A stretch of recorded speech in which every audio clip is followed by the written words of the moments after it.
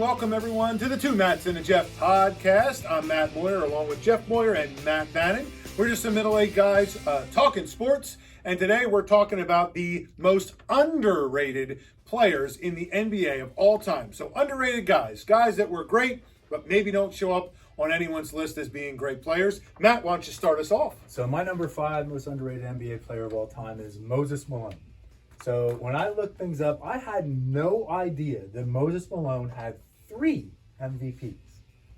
I had no idea. I should look what That's years. the definition of an underrated player right there, right? I was like 3 MVPs. Now maybe, I don't know, did he play? I should know this. Did he play in the ABA? He did play in the ABA, so but I'm not sure if his ABA stats were included in that, but he did play in the ABA. I'm pretty sure that the 83, when the Sixers won the title, that he was the MVP. But so I don't know where the other 2, I was like 3? Wow.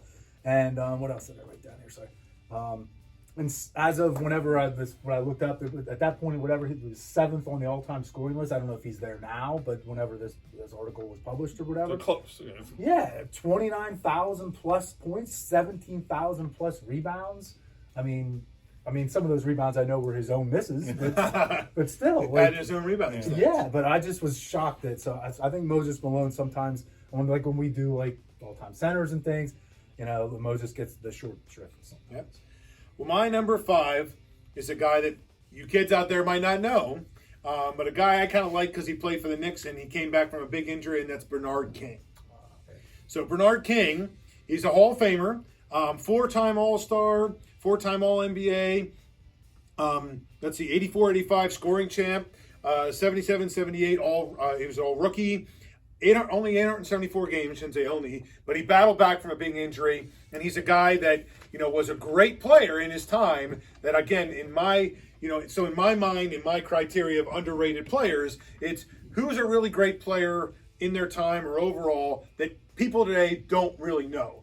And if you say the name Bernard King to your average basketball fan, they probably don't know it, and that's why he made my list as my number 5 most underrated player. Okay. My number 5 is a guy that played along some greats. Horace Grant. He played along, again, a lot of all-time greats, both Jordan and the Lakers and everybody else. So he won a bunch of, NBA championships. He played for 17 seasons. 13 of those years were all in the playoffs, so we had a lot of playoff years. He was a 4-time all defensive second team. So, again, you think about a guy that you're not going to, you think of, being on some championship teams, but he was a big contributor. So he played with Shaq in Orlando, right, too, right. So when he left the Bulls, he went to. Right. He was like a prototypical 4 before the stretch 4 came about. Right. Yes. Right. He's who you wanted as your 4. Right. They modeled the 4 after him before the stretch. Yeah. 4. So my number 4 is Dennis Rodman. Dennis Rodman. I mean, everyone knows that's a household name and everything, and everyone knows him, more so probably from the Bulls 3-peat than the Pistons back-to-back or whatever. But for me, Rodman's underrated because he could score. When he first came into the league and he played with the Pistons, I didn't look it up, but I know he averaged close to double digits on there early on when they needed him to when they didn't have other scoring or whatever. But to me, he's probably the best rebounder of all time, and that was it wasn't just because partially a lot because he hustled, but also because he studied it. So here's a man who, you would never think of Dennis Rodman probably off the court taking time out of his craziness of his life to study rebounding, and that's what he did to become the best at his craft ever. So Dennis Rodman's obviously a household name, but I think him is even underrated as far as an all-time great. I put him on our honorable mention. So See, it's interesting because I don't see him as underrated. I think he's a great player, fantastic player. And I think most people recognize that about him. Right. Maybe they don't have him up as high on the list, and but I did notice in some of my research that people definitely had him listed. But he didn't make my list because I just thought that he was a guy that most people know. You know him for a lot of reasons. But a guy that a lot of people might not know, but if you live around here, around the Philadelphia area, I'm sure you do, and that's Mo Cheeks. So, Mo Cheeks, Hall of Famer, not a guy that's widely known, although, you know, he had a good career, as a very good career, obviously, as a player, because I think he's underrated. Good career as a coach. 1,101 games, you know, just a floor general and a guy that really manipulated things. And maybe I'm being a little homerish here, saying he's underrated. But 4-time All-Star, 5-time All-Defense, obviously the '83 championship for the Sixers, and just a guy I don't think gets as much credit as he should maybe for that team. You know, when you think of that team, you think of who? Dr. J, Moses, Andrew Toney. Moses, I mean, Mo Cheeks kind of on the side there, and I just think he's kind of an underrated player that most people out there don't know, but a great player. Okay. So I'm still on number 4. Ben Wallace from Detroit Pistons. He won an NBA championship 2004. One thing I wrote down is that he was only 6'9", playing center, and he stood up against Shaq, Duncan, Kevin Garnett, Weber, Dirk Nowitzki. So he went against all the big time guys you would hear about. He was the NBA Defensive Player of the Year 4 different times, and he made all defensive team 5 times. So again, when you think of Detroit Pistons, you're not thinking of Ben Wallace. So that's why I picked Ben Wallace. I think he's going into. I think he made the Hall of Fame. Yes, he's going to be going in. Yes, next year. Time. Yeah, and I think that's probably why he wasn't on my mind because of that. But you make a great point. I didn't realize he was only 6'9", and it's like Barkley, who was a lot shorter, right, playing these big guys on defense. They're pretty impressive. Yeah. So my number 3 is John Havlicek. Now this is someone who's also known as well. But when you think of the Celtics, most of the time you think of like Larry Bird, Bill Russell, those types of players. Like John Havlicek is a known Celtic, but I didn't realize that he had 8 championships, which I know maybe we talked about in a previous podcast when we talked about players and best players of all time and thing. But I don't remember that he had 8 rings or whatever, because he was sort of in the middle between the Celtics dynasty of the 60s and the Celtics, the dynasty of the 80s, the run of the 80s, right, of the Bird Celtics or whatever. But he was All-NBA 11 times and All-D NBA defensive 8 times or whatever. And just the volume of points, of career stats, points, rebounds, and assists, which I was surprised because he played more of a forward role. Back in the day, it's not like forwards now, right, or whatever. So I was just surprised. So he seems like he doesn't get the just due compared to a lot of other Celtics greats. It's a good point, man. I mean, a lot of kids might not know that name. Yeah, look him up. But I always think of that call, Havlicek stole the ball. Yeah. So in my mind, that's kind of iconic because it was before my time. Right. So it's something that that's kind of you put on a pedestal almost of that stuff. Well, my number 3 is also a Celtic, and it's a guy that Charles Barkley recently said was the hardest guy for him to play against. That's exactly right. Kevin McHale.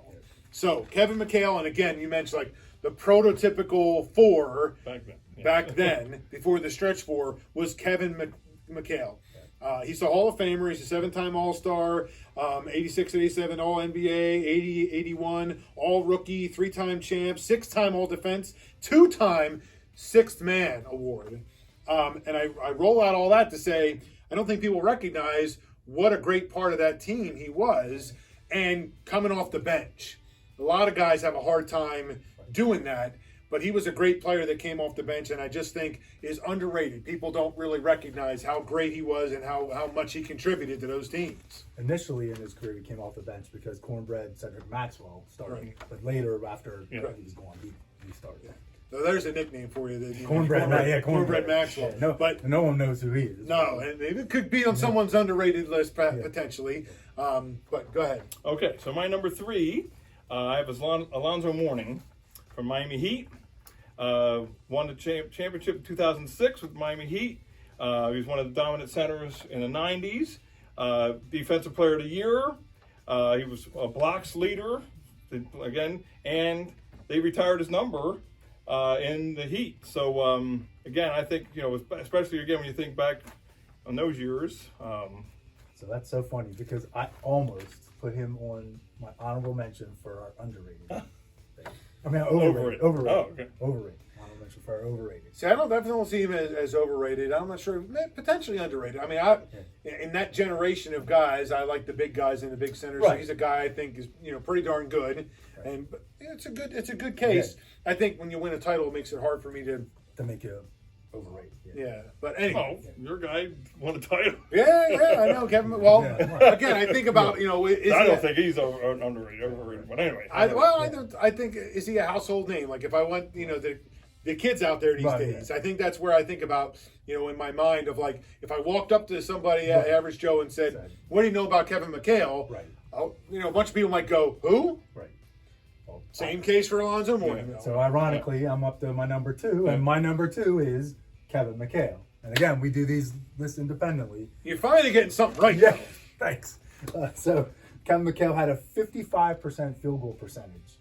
Literally more than half his shots he's making no matter what. I wrote down that he has, as far as I'm concerned, watching the NBA over many years, is the best post moves and footwork ever.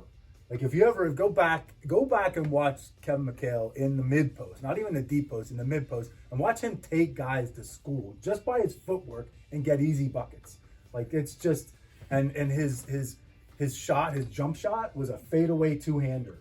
So I do remember the two-hander. It was just the ugliest thing in the world, but it was good.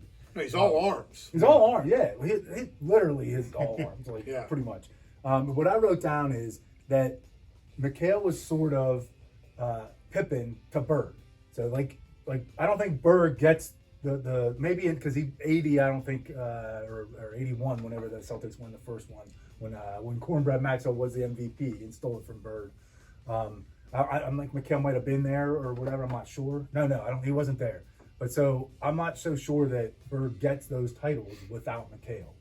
So I think just McHale is just because of his best all-time footwork and his scoring ability and defense too. Whatever. Well, another guy that's on that team, he's not on my list, but he's on a lot of people's list when I did research, was Dennis Johnson. Dennis Johnson, yeah. And I don't think Bird gets those titles without him either. Right, exactly. The guy that not very well known. Yes. But he didn't make my list. He probably should be an honorable mention. But my number 2 on my list is one of Jeff's favorite players, probably. At least he was when he was playing.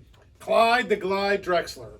So Clyde Drexler, I think, again, he's a great player, 10-time All-Star, Hall of Famer, 5-time All-NBA, won a championship. When did he win? When Michael Jordan went away for a little while. And he was in the shadow, I think, of Jordan. And they played the same position. They played a similar game. And I think that's why he just doesn't get the credit that he should as a great player coming out of college with Phi Slamma Jamma. And, playing on, the Portland Trailblazers for most of his career, which was not a sexy team, not a team that was flashy, they had, Terry Porter and some good guys with him. Especially for us, it was a West Coast team, so you barely, it's not like it wasn't is today watching games. No like, NBA right, TV back in the day, folks. Right, that's true. So that's another thing is they weren't getting as much. They weren't getting a lot of national games and national exposure, and I just think he's a fantastic player who most people probably don't know much about him. Right. In the shadow of some of the great players of that time, Clyde the Glide. And he's got a good nickname, of course, Clyde the Glide Drexler. All right. Well, you took some of my thunder because my number 2 is Dennis Johnson. Oh, We were talking about he should have made your list. Well, he did make my list as my number 2 guy. Because again, you start looking into stats and stuff. He was a 5-time All-Star. I would never have guessed. Like obviously won the NBA championships with the Celtics. He was a 2nd-round draft pick. Really? Which I didn't realize. Out of where did it say? I just didn't write it down. Yeah, okay. But yeah, it did not say. But yes. He was an NBA Finals MVP in 1979. With the Sonics. Right. So which is, again, no idea. Yep. He was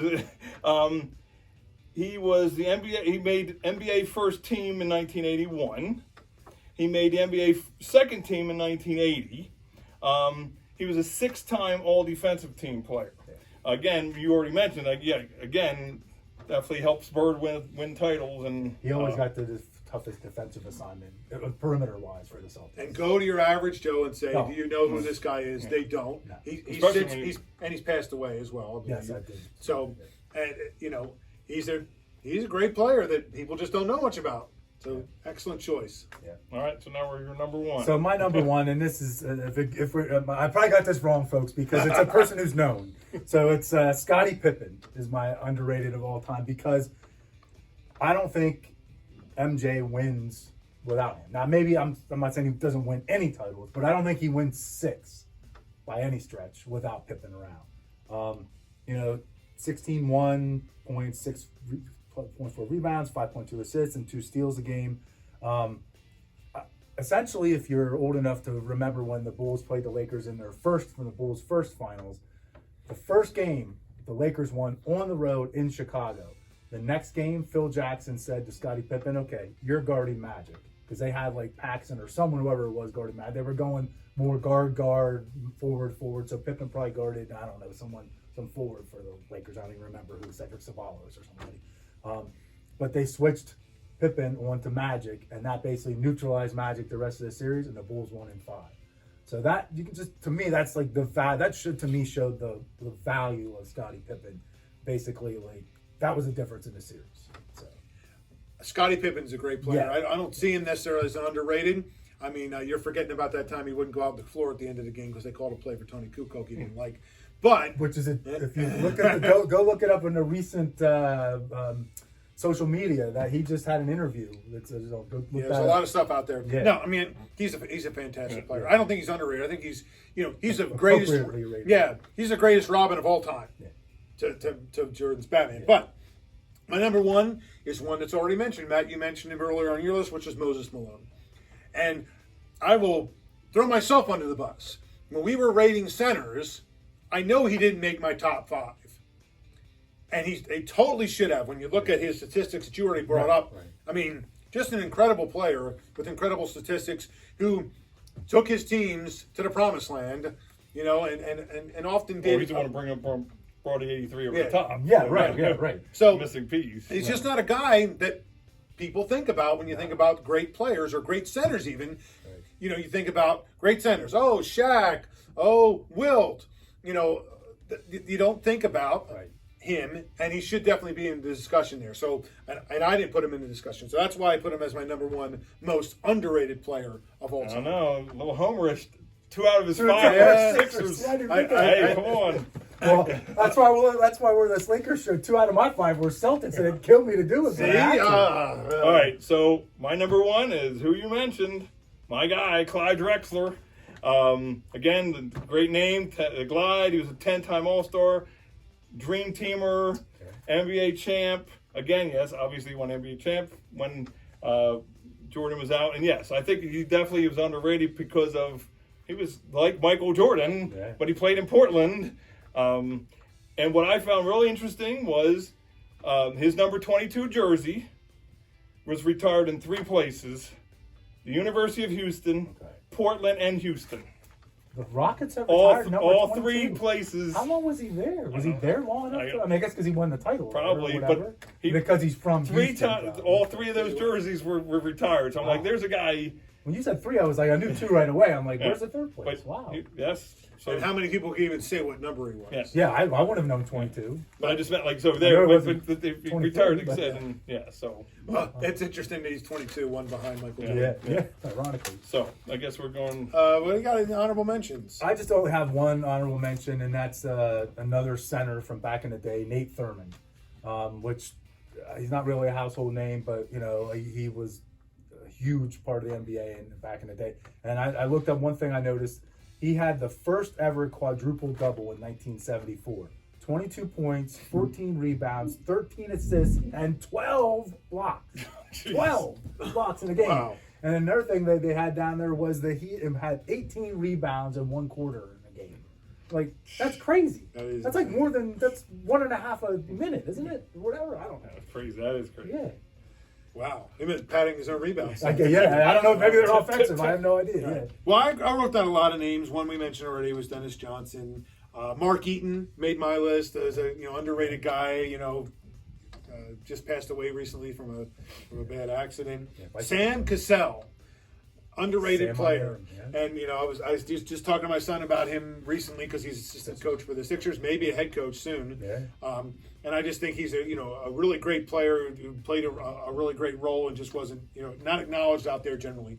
Another guy, and this is just a little bit of the team that I really liked at the time, but John Starks I think was not recognized out there much as a great player, but a pretty great player. And Michael Cooper I had in my honorable mentions as well. Again, another guy that people don't think of too much, but pretty darn good basketball player. I just wrote some names. One I have a little bit only with one thing about it. Joe Dumars.